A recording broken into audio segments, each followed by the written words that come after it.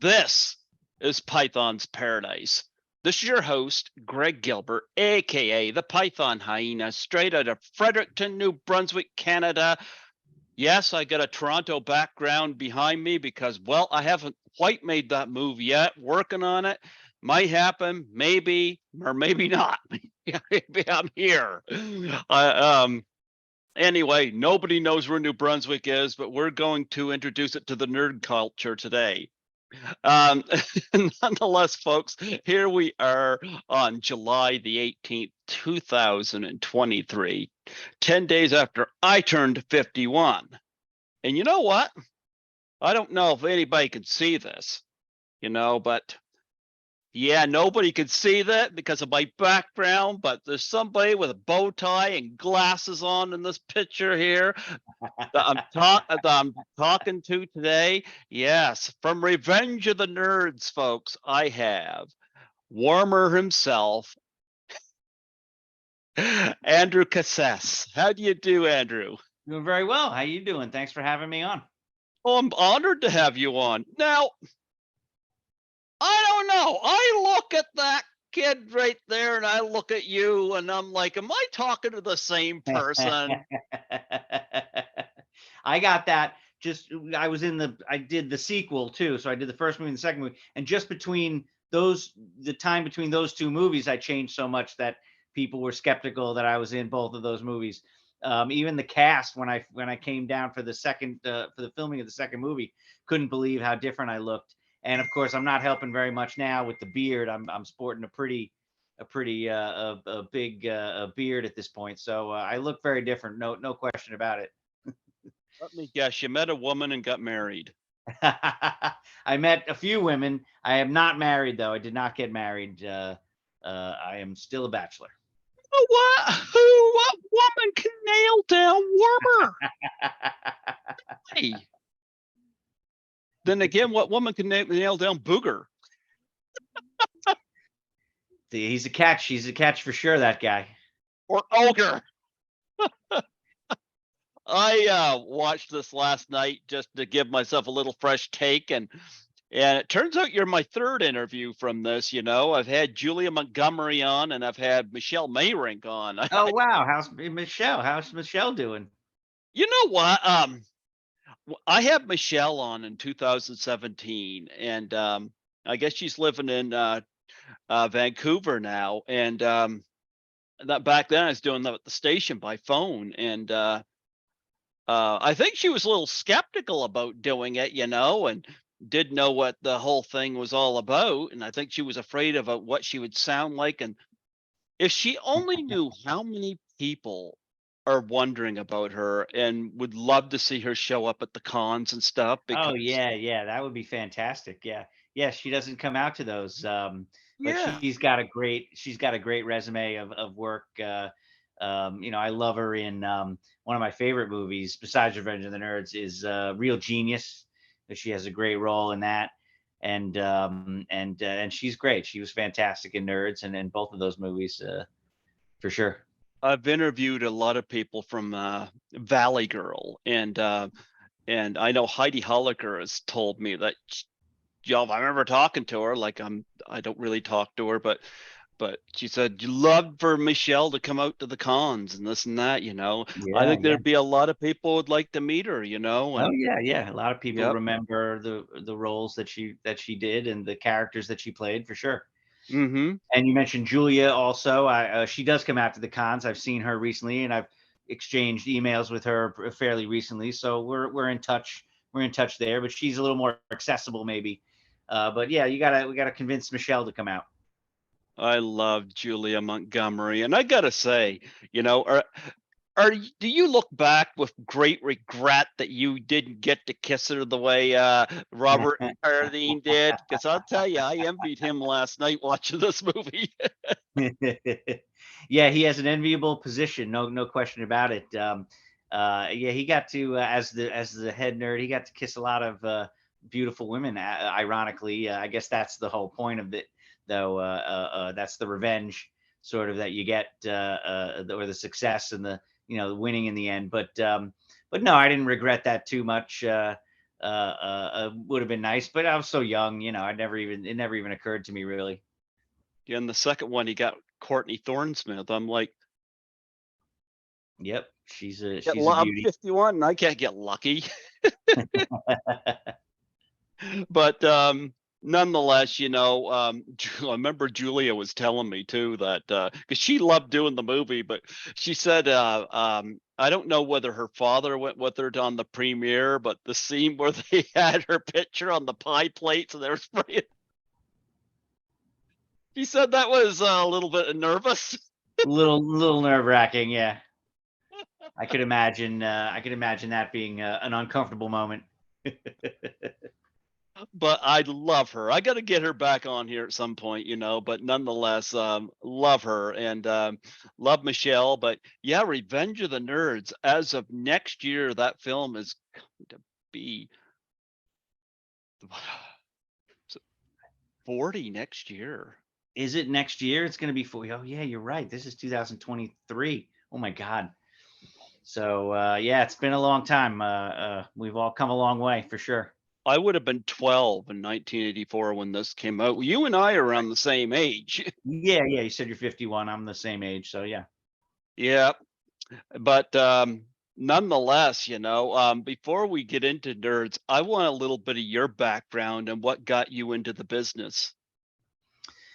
That's a great question. I guess I was always a pretty loud and energetic kid, and somebody finally had the idea to channel my energy into doing theater productions. And also, my father is a musician, and so he's a sort of a performer and sort of understands that entertainment world. And my grandfather was a strong man in the circus. He had an act doing lifting weights and doing tricks and things like that. Worked for the Ringling Brothers for a while and had a whole act with them. And so there's it's in the blood, I guess. But I guess I was maybe 9 or 10 years old, maybe 9 years old, and some teachers at my school suggested I try out for a local play, and so that was a successful thing, and I did another local play, and then we started to think, oh, maybe we could make something out of this, and that's how I started auditioning.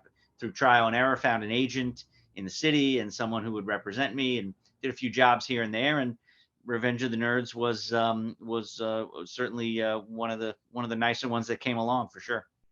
Oh yeah, and of course it's a movie that stands up for those of us that get rejected. I was not a nerd, but I'll tell you, I can relate. I can relate. Well, everybody can relate, I mean, I think that's the beautiful thing about it. You don't have to be a nerd to relate to how it feels to be left out once in a while or to feel like you're different.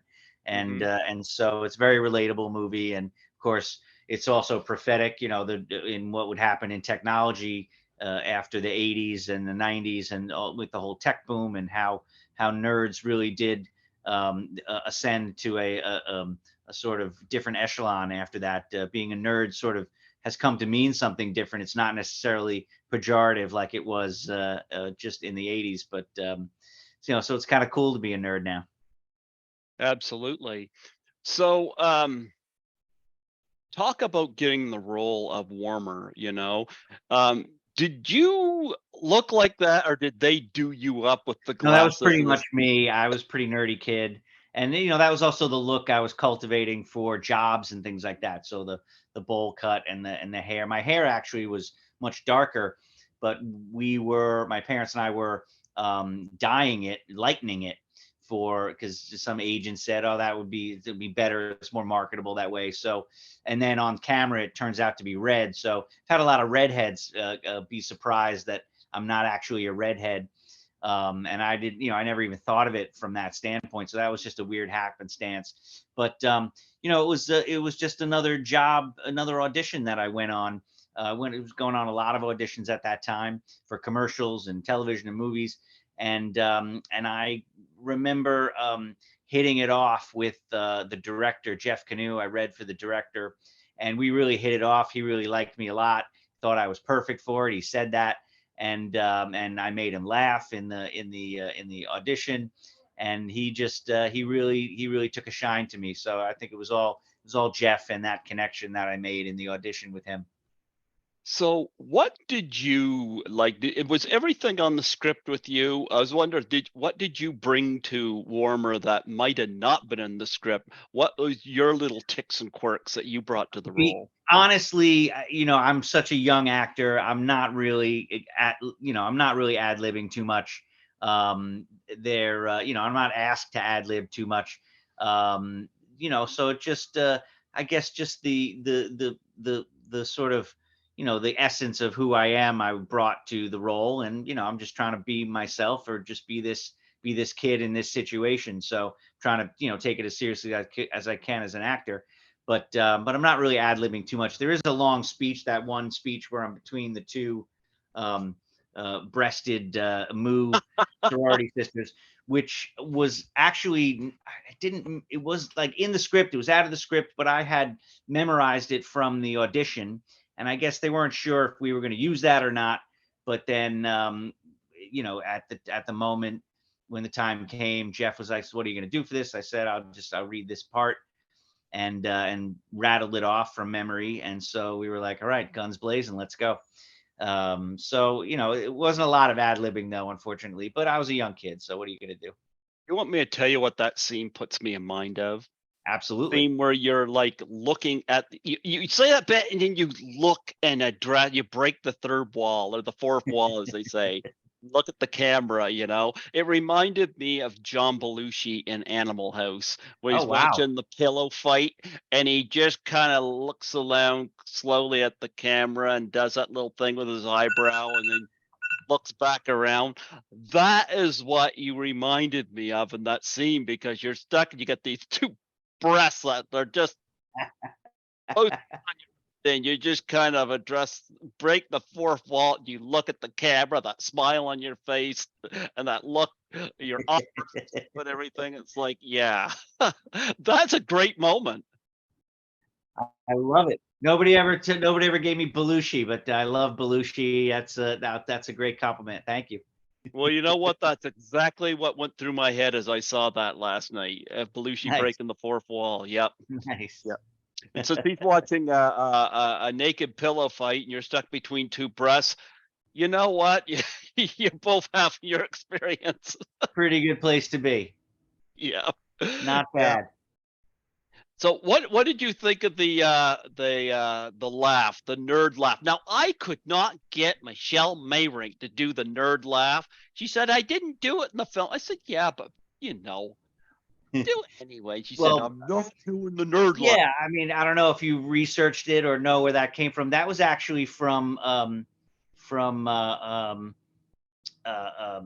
Skolnick's dad, James Cromwell, did that in the audition, and I think Robert Carradine um, saw his audition take at one point, and lifted it from the audition. So that was really James Cromwell who Wow. invented that, and then Carradine picked up on it and developed it into like that's gonna be the laugh, and it's iconic, but it's also hard to do. It's very tough on your throat. It's not easy. It's not an easy a bit to do. So I'm not surprised Michelle was a little reluctant, because it's not an easy sound to make. It's kind of hard. Reaction goes, I'm not doing the nerd laugh. But nonetheless, I'd like to think in an alternate universe when Cromwell drops the boys off for college and then drives back home, he goes to raising a very prized pig named Babe. Well, that's what he would go on to do, for sure, with great success and great charm. And There you go. I'm gonna yeah, ask. yeah, maybe there's what is it? The Pixar universe, all the movies. There's a fan theory that all the movies are tied in together. So maybe there's the James Cromwell universe where his role in Babe is Louis Skolnick's father. There you go. Oh, Robert Carradine and Anthony Edwards were great playing, of course, the title nerds. And I heard the story about Anthony Edwards in the second film, and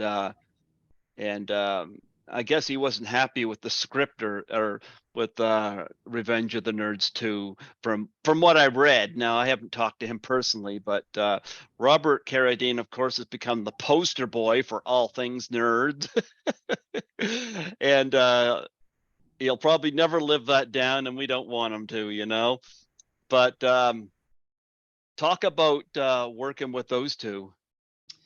They were great. They were fantastic. It was the first movie that I ever did, and I'm a young kid, so I'm sort of not a fish out of water, but certainly in the deep end, sort of. And everybody was super nice to me. Those guys, especially, were like big brothers to me. It was like hanging out with some big brothers who were always trying to show me a few things and let me have a little fun, and I really looked up to them very much. Yeah, you had a lot of people starting as them. Timothy Bushfield, of Yep. course, and his violin. Yep. I love the bit where he's got his hair all spiked up and they're doing the robotic thing there, and I'm trying to think the name of the Asian actor because he was so funny in this. Brian Tochi. Yeah, Brian. Yeah, loved him in this movie. Brian's amazing. He's an amazing person and an amazing actor. He's got when we go to the conventions, he has tremendous energy, just like a bottomless well of energy. He's really an amazing guy. I laughed a lot at him last night, and I thought he was great. And of course, Curtis Armstrong, the year after he did Risky Business, Hmm.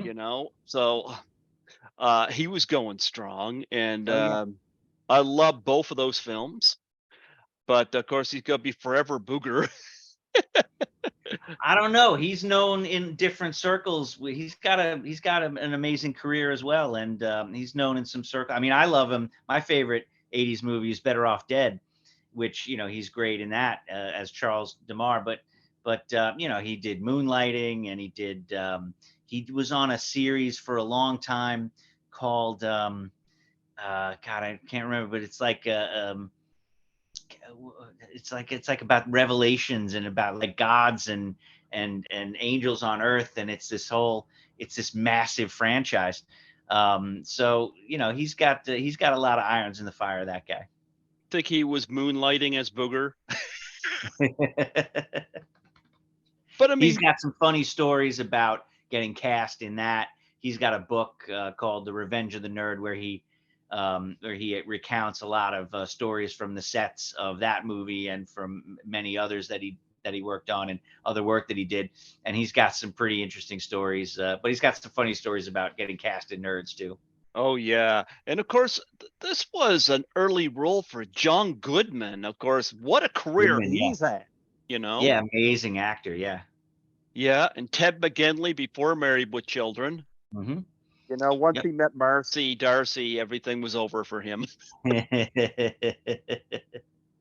But you got so many great guys. Everybody loves Ogre, and he could have been a nerd right off the bat for you know. It's interesting how he has a nerdy quality to him that you can see it like that. I think that's part of the charm of that whole character.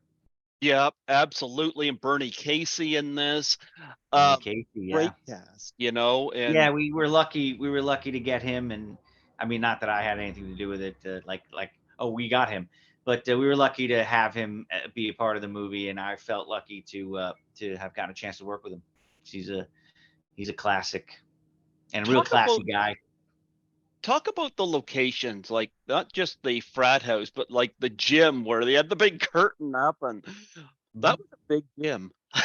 Massively big Yeah, gym. yeah, Big Jim. I mean, it was a perfect film set, because we could take it over, and you're not using some corner of it. You have all the equipment in the corner, so there's a lot of room to spread out, which you don't get when you're like in the house set or in another location, which is usually very tight. So it was really ideal film location to shoot a bunch of sequences in, and we spent a few days there getting all the bits and pieces, and yeah, we just sort of tooled around Tucson. We shot on a set location which was a famous for doing westerns, a place called Old Tucson, which was down this skinny mountain road down into a valley, where they had all these old film sets and stuff. And there was a sound studio there, and we shot the interiors of the frat house there. So they had that whole set, and also the porch was also there, and that was pretty scary actually, because driving down every day in the production van, this road was a little dangerous, I thought, but we made it, fortunately. Yeah, absolutely. Now, of course, you were in the first two movies. Talk about going from Revenge of the Nerds to Revenge of the Nerds 2, and your transition, because of course you looked quite a bit different. And Yeah, I mean, to me, I look the same. It's like, you don't notice the changes, but it was like from 12 years old to 15 years old, you change a lot. But I was pretty psyched up about it because, we're filming in Florida. And I thought, oh, this is going to be, it's going to be nice. Fort Lauderdale, spring break. This is going to be a lot of fun. And it was totally amazing, being down there for spring break. So, yeah, we were there around, I guess it was in the winter time. So February, March, and it was great. Beautiful girls everywhere, and had a lot of extras. A lot of beautiful extras hanging around set all the time, and that was quite fun. any more pie plates of females on the Fort Lauderdale? Well, that was a PG movie. I guess they got the word, no more R ratings. So it was a little tamer than the first one, but there was a lot more. There's a lot more going on set and behind the scenes for sure. In that. We like our R ratings. We like our R rate. Now, why did you not come back for the third one? I was sort of off the radar at the time. I was, going to school in New York, and I'm not sure how serious they were about having that role in there. It just comes on at the end, so I think it was like maybe an afterthought in their mind, and I just didn't get the call for it. But who's the guy I met? I met the guy who played the role at one of the conventions, who did Buffy and has a great career, Sean Whalen. So I finally got to meet him. I have a picture with him, as the two Wormsers. But he did a great job. He comes on and does a little bit, and it was fun. Would love to have been a part of it and seen everybody, but I see everybody now, and we're all still in touch. So it's no big deal. They got Julia back, which was interesting. So, but go back here. I mean, I was looking through some of your credits, and you did a Chips Ahoy commercial. Yeah, yeah. I want to hear about that. Yeah, that was a big ad for me at the time. Ran a lot during cartoons, and during the kind of programming that I watched. So, Hmm. and what me and my friends watched. So a lot of my friends saw it, and it had high visibility, and it ran a lot. So I made good money off of it. Nice national network spot, and yeah, that was a fun ad. I had just gotten a haircut. I guess I ditched the bowl cut on a whim, and got this weird sort of spiky. I don't know how to even describe it. Some '80s thing, but there was some nervousness by the agent, because I had sort of not abandoned the look. But I think they cast me not just for my energy, but for the unique look that I had. I think somebody mentioned that. Oh, we love the haircut. So it turned out to be a positive thing. But that was a great fun ad to work on. It was a lot of work. It was just me in the entire thing. And I guess they scheduled 3 days, but we banged it out in two, and everybody was really happy with the work. And I got free Chips Ahoy a couple cases of free Chips Ahoy out of it, and that was the highlight, I think, of the whole thing. But that was a lot of fun. Everybody was really great to work with on that set, and I think it was a really chill sort of vibe. Everybody was pretty relaxed as sets go. Sometimes there can be a lot of tension if depending on what's going on behind the scenes with the producers or with what the expectations are. But that was just a super fun job, and it turned out to be a great result as well. You know what I would have done with the cases of Chips Ahoy, excuse me? Besides eat them. Yeah, I would have used them to bribe Julia Montgomery for a date.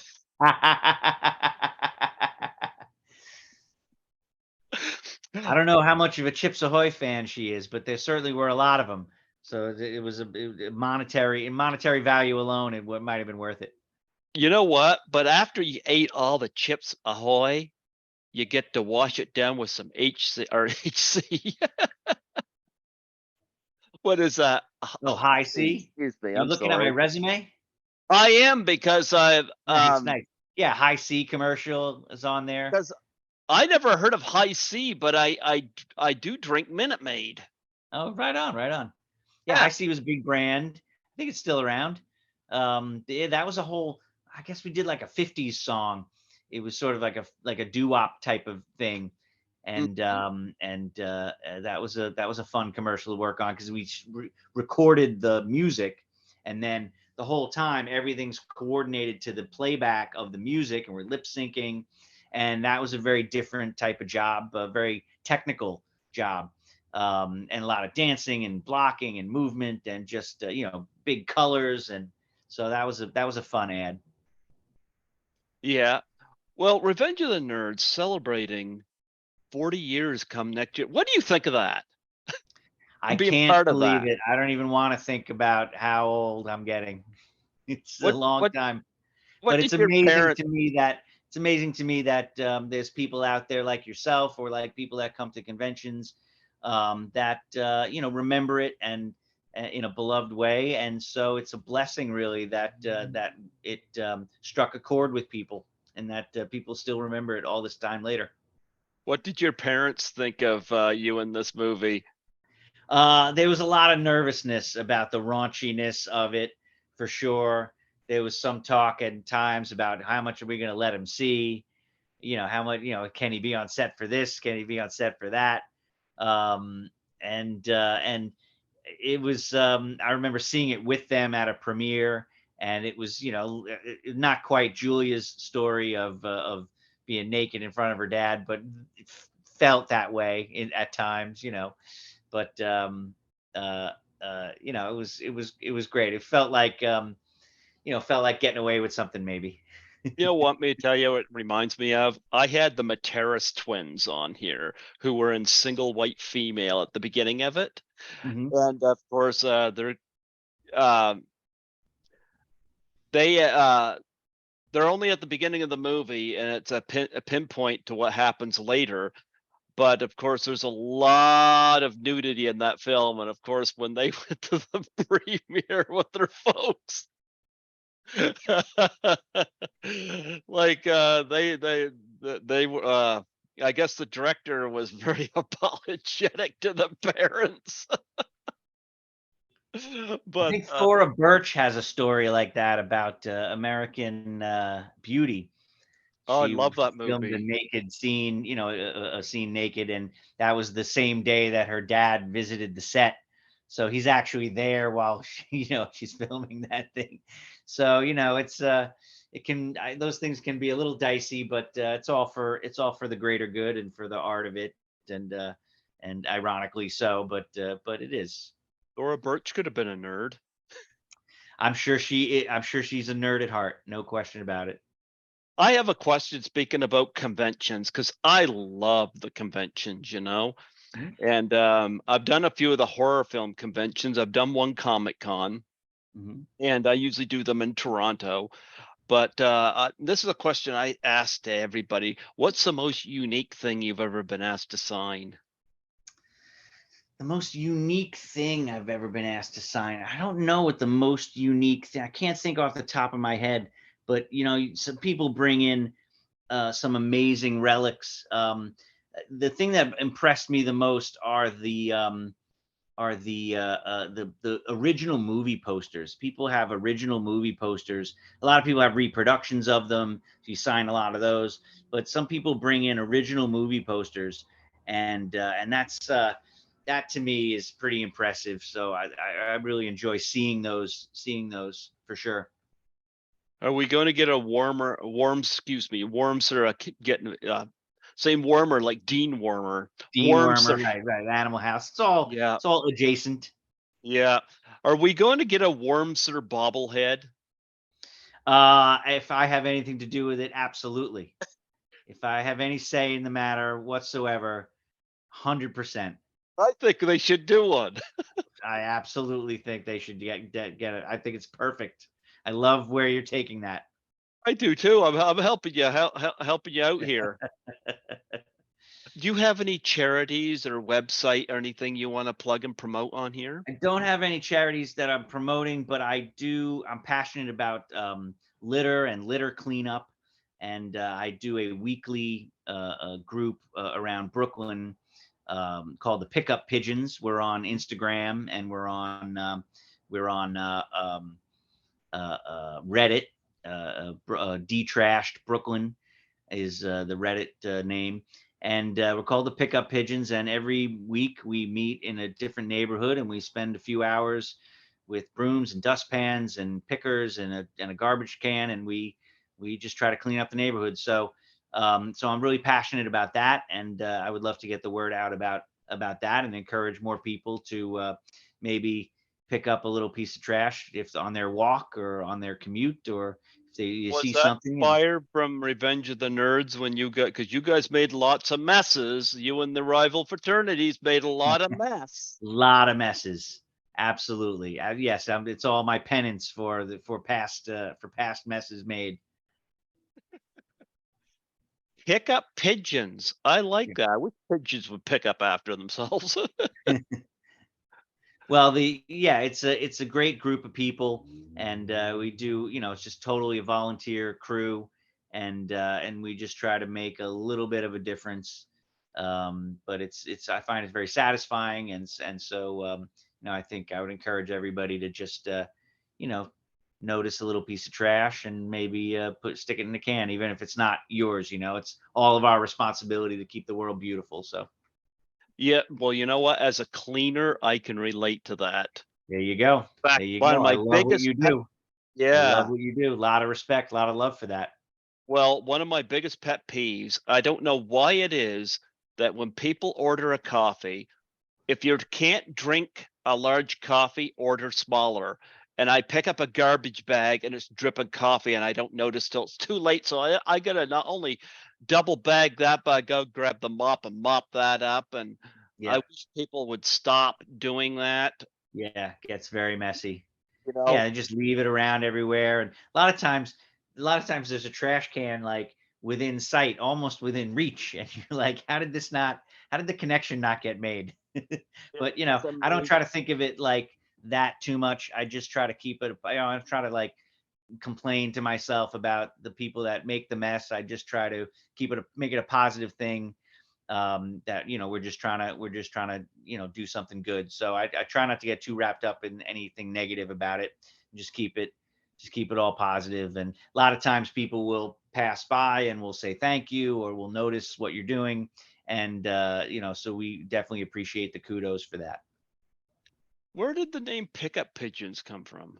The founder of the group and the two founders of the group um, are also members of the Wild Bird Fund in New York, which takes in birds, including pigeons.